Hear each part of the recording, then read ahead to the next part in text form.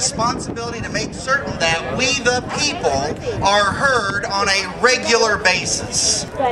All of you here today are doing your part, and I'm thankful for your presence. Now I don't feel so bad. But there are far too many individuals in Washington, D.C., in state capitals all across the United States of America, in county level and municipality level governments, individuals who simply do not understand what the constitutional basis for taxation is, what they have the ability to do, but just as importantly, what they do not have the ability to do at all.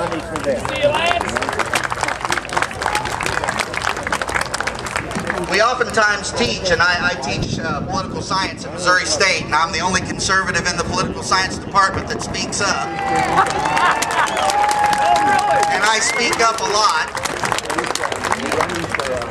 And here's the situation. We are always telling individuals that they are not able to be taxed by the Constitution itself on an income tax basis except for the 16th Amendment, and it wasn't until 1913 that the income tax was established.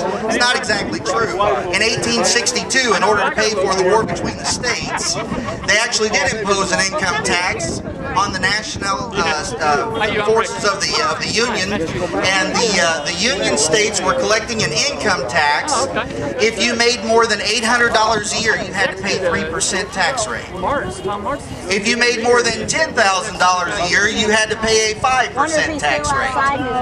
Now that tax rate was deemed to be just unbelievably excessive. People were angry. They were furious. It just didn't seem right at all for the government to be able to come and take their money just because they thought they had the power to do so. But what would we give for a 5% tax rate today? The fact of the matter is that that tax was repealed in 1872 because of unconstitutional concerns about the tax itself. And we did not have another nationalized income tax of any real measure until 1913, when the 16th Amendment was ratified by the states. For some crazy reason, they believed the national government when they said, we're only going to tax the rich.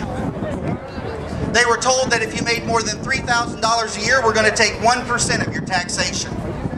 And if you made an exorbitant amount of money, if you made more than $500,000 in 1913, we'll tax you at 6% on top of that.